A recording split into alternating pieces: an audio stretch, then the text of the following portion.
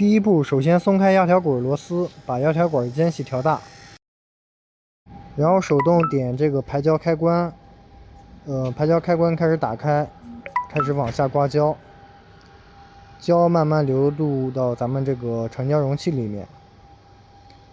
等胶锅里面的胶排干净之后，然后咱们开始往里面加清洗颗粒。待清洗颗粒融化以后，然后咱们用这个布把这个胶锅给擦干净。擦干净完之后就是崭新的一样。